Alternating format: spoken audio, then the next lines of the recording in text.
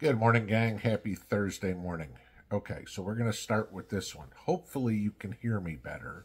I've got this new microphone. This one better work because it costs like 150 bucks. So hopefully the audio problems that you're having with me lately are covered. Now, I'm going to tell you real quick, there's a couple of video clips in this video. One of them is very quiet, and I cannot adjust the volume up. So when you're watching this first video clip, you're going to have to turn the volume up. Nothing I can do about it. I tried. Okay. All right. So getting into what I want to talk about this morning. How prepared are you for a EMP or a massive cyber attack in the U.S.? Okay. In other words, if the electricity goes out or if communications goes out, the internet. I mean, literally, guys, you shut down the internet in the United States and we're toast, okay? Sure, I mean, 30 years ago, we lived without, the internet didn't even exist. We lived without it. Everything was done on phone lines or whatever. Now, you can't do anything without the internet. I'm not talking about watching YouTube videos and checking your email. I'm talking about you go to the ATM machine, you try to swipe your credit card at the grocery store. The cash register at the grocery store is internet connected. The supply chain is all internet connected. Everything is via internet anymore. You get a ticket from a cop for speeding, and he's connected in his car to the internet to check your record, your driving record, if there's any warrants, etc., etc. Everything is internet. If you shut down the internet or shut down the grid in the United States, we're toast. Okay. Now, how probable is this? Well, this week you had the National Sheriff's Conference in Washington, D.C. 3,300 sheriffs got together. Joe Biden can't be bothered to talk to the sheriffs, just to let you know.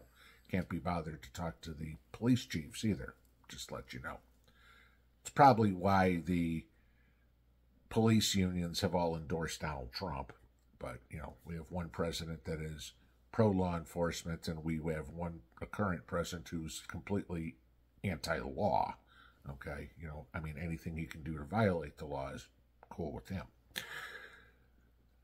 Well, at this conference, the police chiefs were all spoken to by Christopher Wray, the director of the FBI, telling all these sheriffs what to be ready for, okay? What's coming. I want you to listen to this. This is about a minute or two clip here. This is the quiet one, so turn up your volume going into this one. But this is from the sheriff of Butler County, Ohio. His name is Richard Jones. This was the press conference he held today discussing what he was told. I only gave you bits and pieces. I didn't edit for meaning. I just edited for content. I will give you a link below if you want to listen to his entire press conference. It's about 40 minutes long. Certainly wasn't going to play the whole thing for you. But I want you to listen to this because this is what affects everybody. United States. The President of the United States refuses to meet with the sheriffs of the 3,300. We have a hierarchy. We have a president. We have a vice president. President of the United States refuses to meet with the sheriffs. He also refuses to meet with the police chiefs of the United States. They have a hierarchy also. He refuses to meet with them to talk about border issues or talk about crime that's going on because of the border issue. We were also told by Mr. Wray, the FBI director, that there are more red flags going off now than before 9/11. Okay? When I say red flags, meaning people that are here in this country that are wanting to do harm to us. We were also explained we're bombing 2 countries right now. 2 countries. These people do not like us before this started. There's thousands of people here from other countries, 160 different countries. They're here not to be our friends. Some of them are coming because they're wanting to come here to the best country in the world. the way we see it, some are coming here to do harm to us. And we were told by the FBI director, it's not a matter of if, it's a matter of when. So, with that in mind, we were also told that they're going, this is from the federal government, 3 days ago, they're going to attack our elections, which they've always done that, just not the national. They're going to go into the locals. They encouraged us to talk to our local election officials and be prepared as much as they can for cyber attacks. Even locally, you have to be prepared. Okay, so hopefully you were able to hear that and got what he was saying. But when they are saying that a cyber attack is imminent, some sort of terrorist attack is imminent, it's not a matter of when, or not a matter of if, it's a matter of when.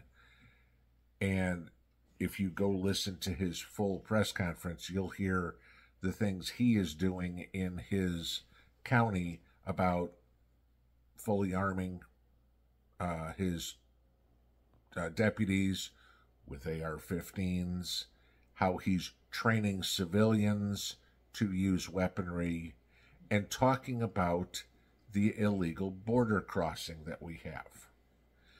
Now, don't have to tell you guys anything about the southern border. You know what's going on there. Maybe you paid attention to this, maybe you didn't. 60 Minutes, CBS, uber liberal CBS, did a piece this past Sunday talking about the southern border crisis. I want to give you a couple of snippets out of here real quick, because what I'm about to show you will shock the hell out of you first off, and then we're going to discuss it. So watch this. The number of migrants arriving at the southern border is unprecedented. Last year, U.S. Customs and Border Protection recorded 2.5 million instances of detaining or turning away people attempting to cross into the United States from Mexico. So what's the fastest growing group among them? Chinese migrants. Yes, you heard that right, Chinese. We saw large groups, including many from the middle class, come through a 4-foot gap at the end of a border fence 60 miles east of San Diego. The illegal entryway is a new route for those hoping to live in America.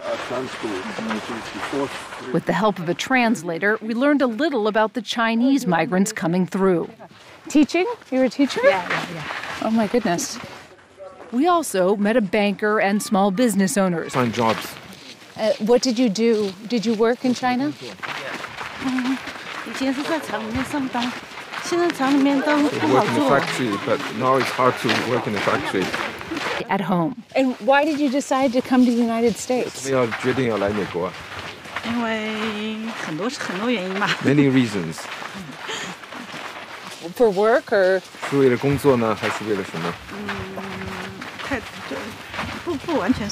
Not entirely. Okay, what reasons?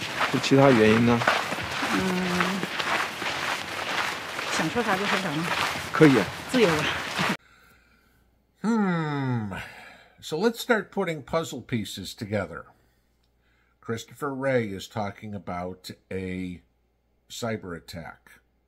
Gee, I wonder who might want to give a cyber attack on the United States. I wonder what country might want to interfere with our elections. No, it wouldn't be Russia. Okay. Let's go back to when Donald Trump was president. And what did he do to China? He restricted trade. He put taxes and tariffs on them. He put sanctions on China, etc., etc., etc. Do you think Xi Jinping wants Donald Trump to be elected? No. Do you think Xi Jinping is a good friend of Joe Biden's? That would be yes. Have we talked about, as everybody talked about, the possibility of the elections getting canceled and us going to martial law? How much more convenient would it be if China did some sort of cyber attack on the United States with Joe's blessing that cancels the elections because Joe puts us in under martial law as a war with China somewhat, yet while he's in the back pocket of China. Okay, Corruption Incorporated, right? The Joe Biden mantra. But let's listen a little bit about what these people that were interviewed coming across the border from China. The majority of the people coming across the border are from China, right? Okay. They talked to doctors and lawyers and engineers and shopkeepers. And oh, that little last woman that they interviewed. What did you do? I was a factory worker. Okay. So you came here to work. Not exactly. What did you come here to do then? May I ask that question? So let's go into this part of it. If the Chinese have been buying up houses, neighborhoods, farmland in the United States, can't buy a house in China as a U.S. citizen, can't buy farmland in China as a U.S. citizen, but God knows they let the Chinese buy up our land, our businesses, our homes. Okay. What's to say, and I'm going to hypothesize here, what's to say that the Chinese are not setting the stage for everything ahead of time? Think about this. This is possible. We have a ton of Chinese coming in. Doctors, lawyers, engineers, small business owners, factory workers. That sounds like the beginning of a community, doesn't it? Okay. So now let's buy a bunch of houses so we can put all these people in. Let's buy a bunch of farmland so we can feed them. And then let's take down the U.S. economy. Let's take down the U.S. grid. Let's take down the U.S. communication system. Well, all our people are already there that can establish their own community, wait for the U.S. citizens to die off, for lack of a better word, and they can just walk down the street and go, that'll be my new doctor's office, that'll be my new lawyer's office, that'll be my new factory. And they have taken over the United States without ever firing a shot, which has been called for over a decade on how the U.S. was going to fall, that a shot would never be fired. Okay. If you think this is weird, out of the question, not possible, let me give you a story on what Mrs. P has told me about the Chinese tourists when they go to Russia. Okay. They don't stay in the Russian hotels. They don't eat in the Russian restaurants. They don't frequent the Russian businesses. They go see the Russian sites, okay? You know, whether they want to go see the Kremlin or the cathedrals or Gorky Park or the Moscow River or whatever, okay? But they go over to Russia and they stay in Chinese-owned hotels. They eat in Chinese-owned restaurants. Their tour guides are Chinese. So all the money that is changing hands from the Chinese tourist goes right to a Chinese business owner, which goes right back to China. And Russia gets nothing out of it. Now think about how that works in the United States. The Chinese come over. They form their own community. They don't do anything with the U.S., the American citizenry. Okay? No business, no nothing. They wait for the Chinese government to completely wipe out the American population. And they're already here, and they have their new life in their new house with their new business, eating the food that is grown on their new farmland. All courtesy of Uncle Sam. this is what's going on. When you have a sheriff that is telling you he's arming his deputies, he's training his citizenry to use weapons. Sheriffs aren't conspiracy theorists, okay? You know, they're not over-the-top crazy nuts. They're doing what's prudent. And when you have a sheriff, if not many, this is just the one clip I found, okay, talking about this, you can bet there's plenty of other sheriffs in the country that are doing the same thing tonight. And telling the citizenry to get armed. Why would that be? I don't know. Maybe when he said he couldn't tell us everything, maybe the FBI knows something about a cyber attack, but they can't make it public knowledge that it's actually an invasion.